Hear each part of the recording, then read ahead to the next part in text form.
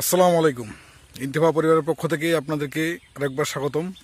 যে যেখান থেকে আমার এই ভিডিওটা দেখতেছেন, আশা করি আপনারা আমার পাশে থাকবেন এবং আমার পেজটাকে ফলো করবেন এবং নতুন নতুন ভিডিও পাওয়ার জন্য অবশ্যই এই পেজের সাথেই থাকবেন।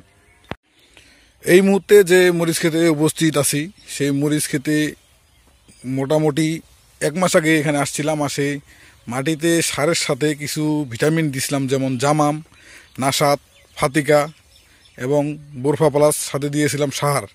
তো ভাইকে বলছিলাম আপনি এইগুলো দিয়ে গাছের গোড়ায় মাটি তুলে দেন, তাহলে ইনশাল্লাহ প্রচুর পরিমাণে ফলন পাবেন।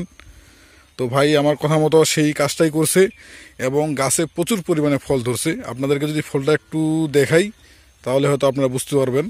যে দেখেন গাছে দেখেন কি পরিমাণে ফল, যদিও ক্যামেরায় পুরোটা বোঝা যাচ্ছে না, তারপরও কিছুটা হলেও আপনারা বুঝতে পারবেন যে দেখেন কি পরিমাণে ফল ধরছে গাছে, প্রতিটা গাছে। এবং মরিচের সাইজ মোটামুটি অনেক বড় সাইজ, আপনি দেখতে পাচ্ছেন আমার হাতেই। তো কৃষক ভাই হঠাৎ আবার আমাদেরকে স্মরণ করছে, ইন্তেফা টিমকে, যে উনার ক্ষেত পরিদর্শন করার জন্য। উনার ক্ষেতে কি একটা সমস্যা হয়েছিল, তো আমরাও উনার ডাকে সাড়া দিয়ে আজকে উনার ক্ষেতে এই মুহূর্তে উপস্থিত হয়ে গেছি। তো আসে দেখতেছি মোটামুটি চতুর্দিকেই যে মরিচের সমস্যা, সেই মরিচের সমস্যাটাই এই ক্ষেতেও আক্রমণ করছে। অর্থাৎ সেটা হচ্ছে যে থিপস পোকা, অর্থাৎ শোষক পোকা। তো কৃষক ভাই বলছিল উনি অনেকবার মাকড়ের ওষুধ স্প্রে দিছে, তারপরও যাচ্ছে না।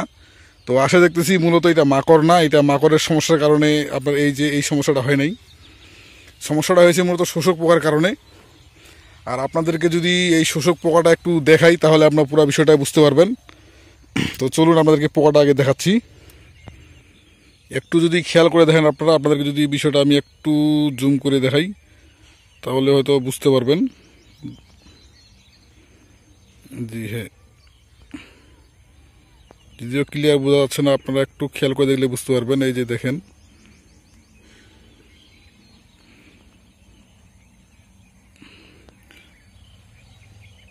জি দেখেন মোটামুটি প্রচুর পরিমাণে ছোট ছোট শোষক পোকা, থিপস পোকা কি দেখা যাচ্ছে। দাঁড়ান, হাতটা যদিও কাঁপতেছে, এটা একটু যে দর্শক আপনারা একটু খেয়াল করেন, খেয়াল করলে দেখতে পারবেন।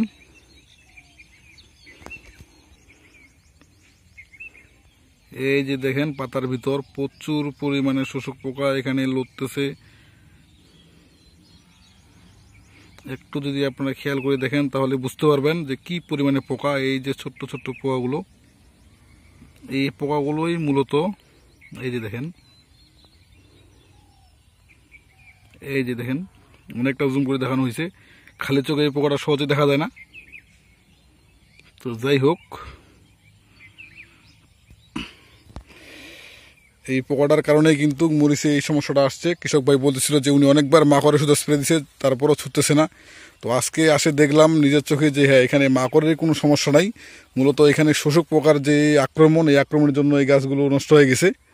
তো এই জন্য আপনাদের ক্ষেতেও যদি এই সমস্যাটা আসে, আপনারা এখানে আকিল, জাদিত এবং সাথে লাকাত, এই তিনটা আপনারা স্প্রে দিবেন। পরপর 2টা স্প্রে দিবেন। আজকে যদি একটা স্প্রে দেন, ঠিক 4 থেকে 5 দিনের ভিতরেই আরেকটা স্প্রে দিবেন। ইনশাল্লাহ সমস্ত পোকা আপনার দমন হবে এবং নতুন যে কুশিগুলো বের হবে সেই কুশিগুলো আপনার ঠিক হবে। এখন আপনি বলতে পারেন যে নষ্ট পাতাগুলো এগুলো ঠিক হবে কিনা।